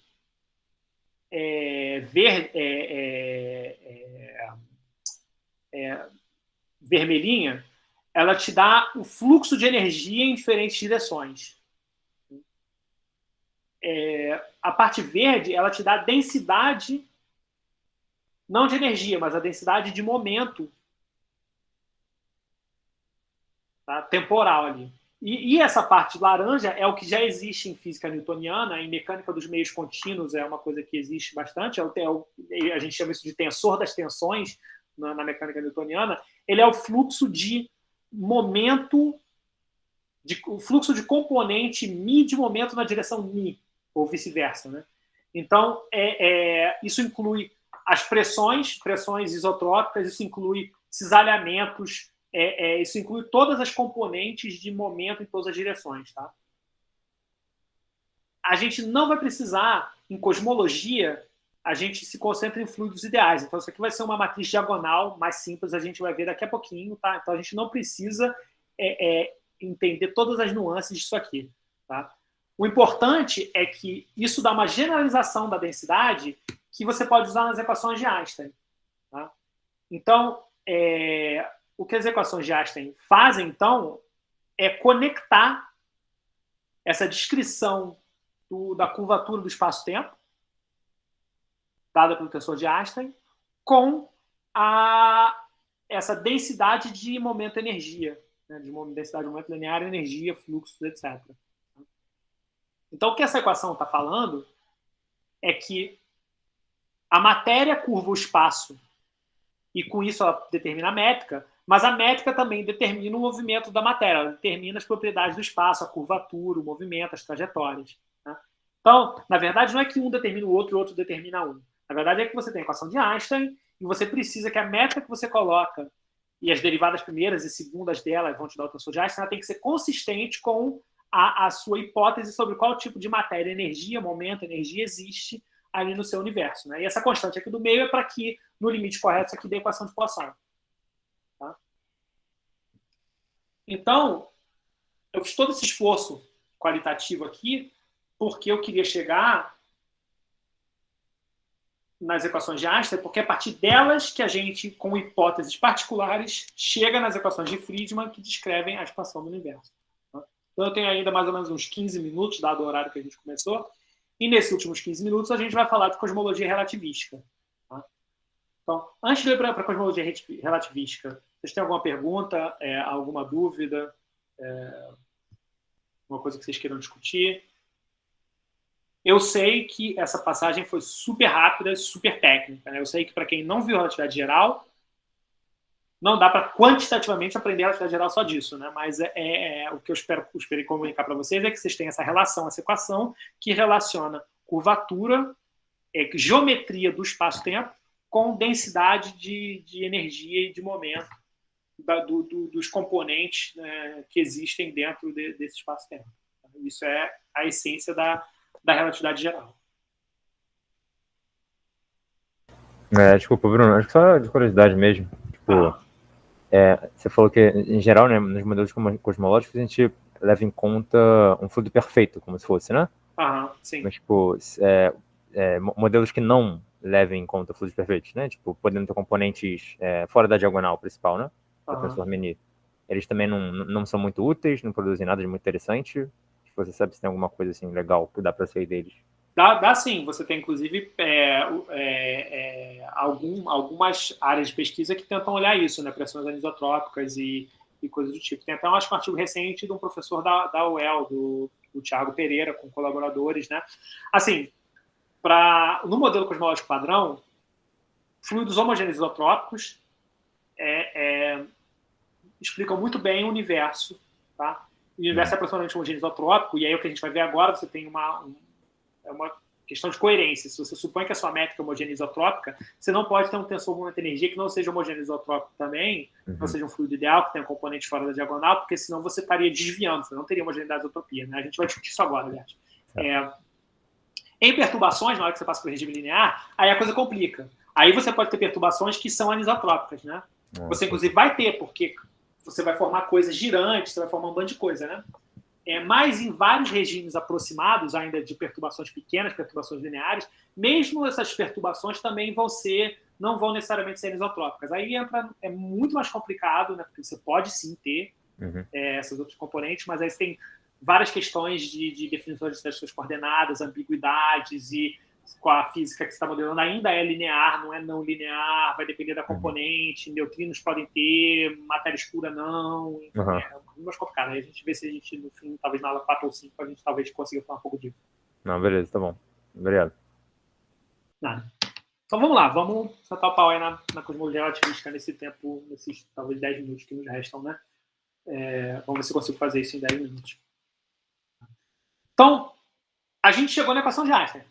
Beleza. Agora a gente pode brincar com a equação de Einstein. Quer modelar uma estrela esfericamente simétrica? Bum, equação de Einstein. Quer modelar um buraco negro? Bum, equação de Einstein. Quer modelar o universo? Bum, equação de Einstein. Em cada um desses casos, você precisa de hipóteses simplificadoras, né? Hipóteses físicas sobre o seu espaço-tempo, né? E sobre o conteúdo do seu espaço-tempo. Tá? A hipótese fundamental do modelo cosmológico padrão é o princípio cosmológico. Tá? O princípio cosmológico ele te diz que o universo ele é aproximadamente homogêneo isotrópico em grandes escalas. Tá? Homogêneo significa que é indistinguível qualquer que seja a posição que você está nele. Você não consegue dizer, eu estou aqui, estou ali, né? Em diferentes posições. Isotrópico significa que qualquer direção que você olha a partir de um dado ponto, você não consegue dizer qual direção que você está olhando. Tudo parece igual para qualquer lado que você olha. Tá? Então, nota assim, que você pode ter algo homogêneo e anisotrópico. Aqui um exemplo de um campo qualquer, digamos um campo elétrico uniforme. Né? Isso aqui é homogêneo. Então, qualquer ponto que você esteja aí dentro, né, vamos imaginar um campo magnético. Qualquer campo que você esteja aí dentro, aliás, é um ótimo exemplo, né? A gente pensa bússola, polo norte e tudo mais. Qualquer ponto que você esteja aqui, se você botar uma bússola, ela aponta na mesma direção. Né? Então, você não consegue, com uma bússola aqui, dizer em qual posição desse campo magnético você está. Você está mais em cima, você está mais embaixo. Agora você consegue, com certeza, dizer se você está apontando na direção que o campo magnético está, ou apontando perpendicular, apontando com um ângulo, né? E é só você gira imediatamente a bússola, vai te dizer como é que está a sua orientação. Isso aqui é um exemplo muito tranquilo de um universo homogêneo, fácil de entender, né? Digamos, do universo homogêneo e anisotrópico. Tá? Já um caso não homogêneo e isotrópico é um caso tipo essa figura da direita aqui. Se você está no centro, né? Você tem um gradiente radial. dependendo de quão longe você está olhando, você vê que a densidade está mudando, por exemplo. Né? Então, se você estiver em diferentes pontos desse espaço, você sabe. Aqui está mais denso. Aqui está menos denso. Né? Agora, se você está ali no centro e você gira, qualquer direção que você olha, esse gradiente radial é idêntico. Né? Então, esse é um exemplo de um caso que é não homogêneo, mas é isotrópico. Porém, notem que ele é isotrópico em torno de um ponto. Né? Ele não é isotrópico se você está descentrado. Né? Ele é isotrópico se você está ali no centro dele. Se você está ali do lado de fora, onde está aquela parte bolinha, né? Ou, digamos, na parte achurada. Se você olhou para um lado, você vai ver as bolinhas. Se você olhou para o outro lado, você vai ver aquela esfera no meio ali com os tracinhos mais estreitos. Né? Então, assim, isotropia não é... Aqui, nesse caso, a gente está falando de isotropia em torno de um ponto. Dá para mostrar que isotropia em mais de um ponto implica homogeneidade. Tá? E muita gente faz assim, para derivar essa hipótese aproximada de homogeneidade e isotropia. E parte da nossa descrição do universo como aproximadamente homogêneo isotrópico a gente supor, usar o princípio de Copérnico, a gente supor que o nosso local, posição no universo, ela não é privilegiada, tá? Então a gente consegue medir isotropia em torno da gente, e se a gente supõe que a gente não é privilegiado e que outros pontos do universo também medem isotropia, então o universo seria aproximadamente homogêneo. Tá? Isso aqui foi proposto de forma... porque era simples, de certa forma. Você tinha certas evidências indiretas, mas você não tinha... Na verdade, é uma história super complexa de como isso saiu de ser uma hipótese teórica e virou uma evidência observacional. Tá? Mas, modernamente, atualmente, a gente tem evidências observacionais muito fortes. Como eu falei, a temperatura da CMB, ela é essencialmente, a radiação cósmica de fundo, ela é essencialmente isotrópica. A ordem de 10 a menos 5. Tá? E agora que a gente já observou galáxias distantes também, a gente vê que, em escalas grandes, a distribuição das galáxias também é aproximadamente homogênea isotrópica. Então, aqui aqui a gente está olhando uma faixa, uma camada do céu, né, em que a distância com relação a gente está no eixo horizontal, tá? E cada ponto aqui corresponde a uma galáxia. A gente vê a estrutura, mas se você fizer médias, digamos assim, pegar quadradões assim, em regiões suficientemente grandes, e fizer a média, os vazios e os picos de densidade meio que se equilibram e tudo aqui é aproximadamente homogêneo isotrópico, aproximadamente homogêneo. Tá? Na verdade, ali no canto direito a gente vê que a densidade dilui um pouco, né? Mas isso tem a ver com as observações, tem a ver com o fato de que aquilo ali é muito longe e a gente começa a não conseguir ver as galáxias bem. Tá? Então, tudo bem. Vamos supor que o universo é homogêneo isotrópico, tá? Princípio cosmológico. O que isso implica em termos de uma métrica? Tá? Isso implica, o que a gente quer, então, que a métrica espacial seja homogênea isotrópica. Tá? E aí dá para mostrar, não é tão difícil, de novo o Schutz lá no fim dele tem uma demonstração disso. Na verdade é um pouquinho mais difícil, talvez. Tá? Que você só tem 3 famílias de geometrias que são de curvatura constante, homogêneas isotrópicas. A curvatura tem que ser constante, porque se não for constante, se tiver curvatura em pontos diferentes, você pode medir a curvatura num ponto e descobrir onde você está. Né? Então, você tem 3 geometrias homogêneas isotrópicas. Uma é o próprio espaço plano.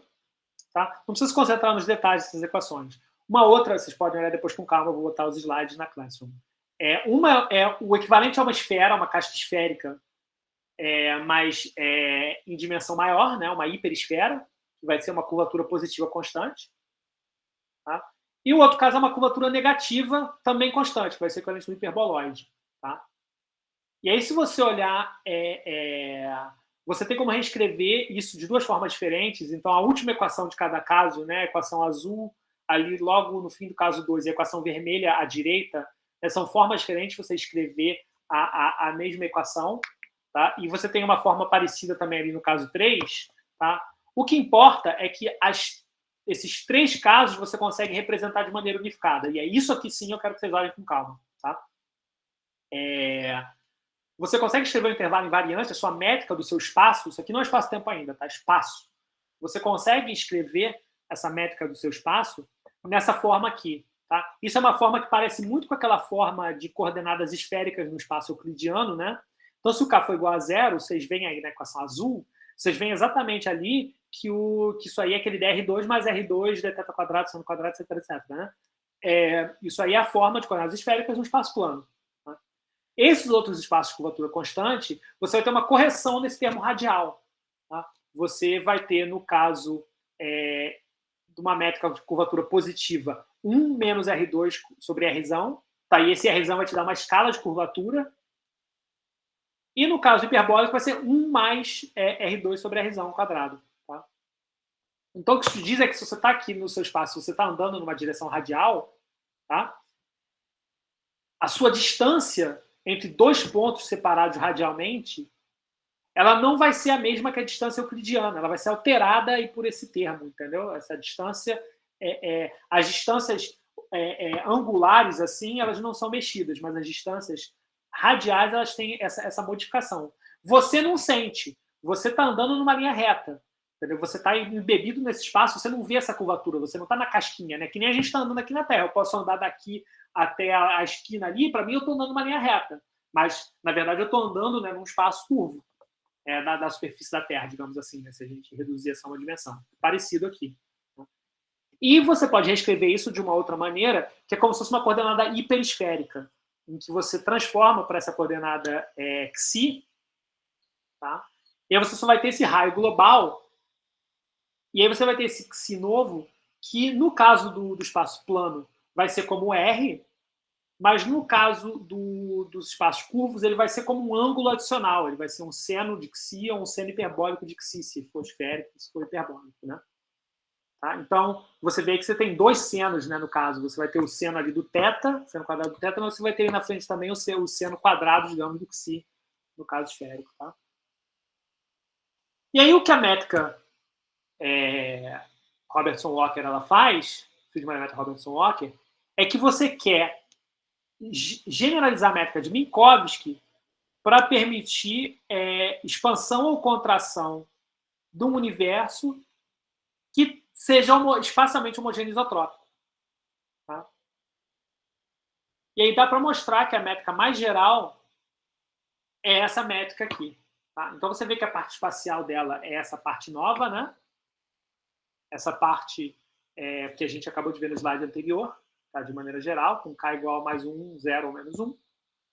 Só o termo temporal ele é que nem o termo de Minkowski.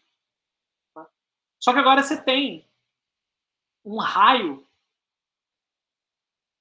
um fator de escala que a gente chama, que é um raio, entre aspas, que varia no tempo. Tá? Então você nota que agora você tem as distâncias, elas agora são produtos, né?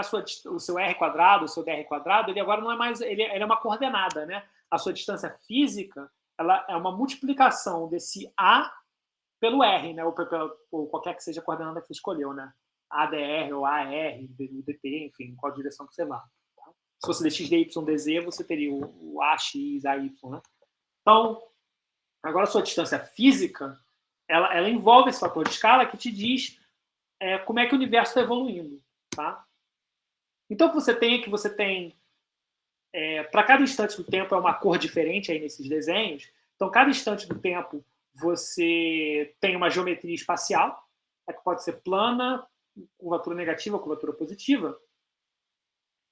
Só que o tempo vai evoluindo. E conforme o tempo vai evoluindo, vai acontecendo o que vocês veem aí no canto inferior direito. Né? Você está dentro aí do espaço, você tem coordenadas espaciais dentro desse espaço, e as coordenadas não mudam necessariamente. Digamos que você tem dois eventos que estão parados, tá? As coordenadas não mudam. Mas, porque o fator de escala está crescendo, as distâncias físicas entre esses pontos estão crescendo. Tá? Então, é como se o seu sistema coordenado espacial, o rθφ ou xyz, ele está crescendo nesse espaço-tempo. Né? Ele depende de um fator de escala e pode evoluir com o tempo. Tá? E aí, o que as equações de Einstein fazem, tá? partindo dessa métrica e do que você supõe que são os componentes do universo, você deduzir quais são as soluções possíveis para esse fator de escala, tá? Para a evolução desse fator de escala, a dinâmica da evolução desse fator de escala do universo. Tá? Então aqui eu tenho uma última subseção, mas eu acho que aqui é um bom ponto, eu posso parar aqui em vez de terminar a aula, não gastar mais 5, 10 minutos para terminar esse pedaço. Eu acho que eu posso parar aqui, tá? E a gente começa a aula que vem falando das equações de Friedman. Tá? E aí isso dá cravado 1h30. Ok. Beleza, Bruno. Pô, muito boa a sua aula, cara. Eu gostei muito de vários aspectos aqui. E, enfim, mas a gente também atrasou um pouco por causa do problema da gravação, né? Então, eu acho que você fechou no momento certinho. Então é isso, pessoal. Eu vou abrir para perguntas, para quem quiser perguntar para o Bruno, quaisquer questões. E é isso. Se eu não me engano, eu contei 1h30 cravado. Mas eu posso estar enganado.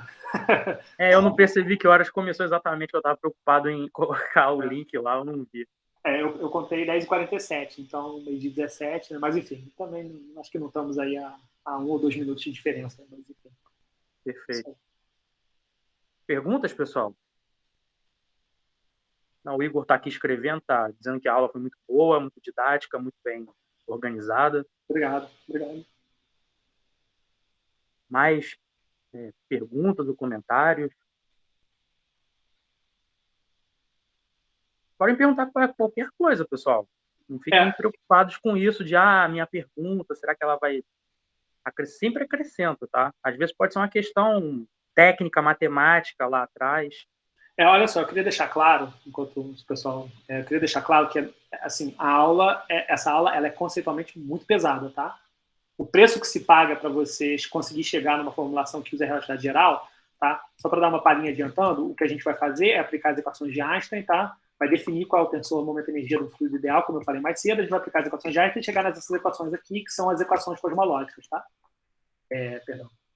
Tá? Só para resumir. Amanhã a gente vai fazer isso com calma, tá? Essas equações, a gente vai passar a aula que vem inteira discutindo os resultados dessas equações e as evoluções de observadores dentro do universo com aquela métrica ali, tá? Que são os próximos objetivos que vocês estão vendo aí. Isso vai ser menos pesado, tá? Então, para conseguir chegar nesse ponto, o que a gente fez na aula de hoje foi muito carregado, né? A gente essencialmente fez uma revisão da relatividade geral, da relatividade restrita toda, uma revisão da relatividade geral, uma introdução a modelos cosmológicos de relatividade geral, e ainda por cima deu uma introdução inicial de meia hora do que é o modelo cosmológico padrão, né? Então, realmente é muito conteúdo. Então, não tem problema se vocês estão se sentindo meio perdidos, talvez, se não tem nenhuma dúvida imediatamente. Mas, assim, eu vou colocar esses slides disponíveis ali na Classroom, e aí seria legal, se daqui até a aula de amanhã, vocês deem uma olhada, vejam o que deu para absorver ou não,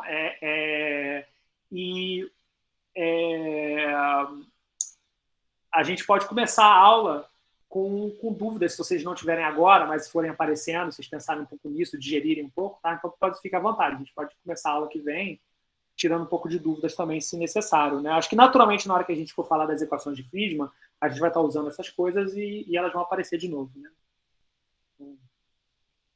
Perfeito. Então, pessoal, mais perguntas. O pessoal que está elogiando. A gente está elogiando e alguém perguntou, deixa eu ver aqui. Perguntou não, né?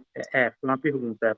O Brandon perguntou, só para ter certeza, se o material ficar no Google Classroom. O Bruno já disse que sim. Bem, é isso, pessoal. Mais perguntas? Mais perguntas, mais comentários?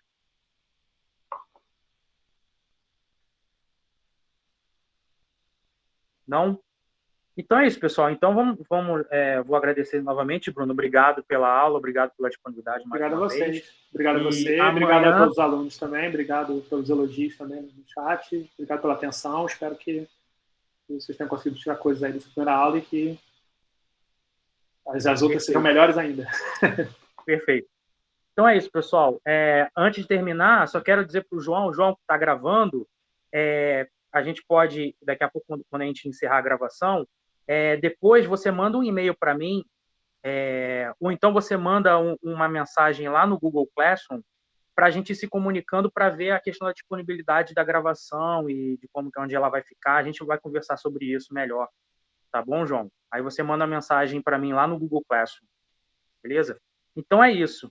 Até amanhã, pessoal. João, você pode encerrar a gravação. É isso. Um abraço a todos.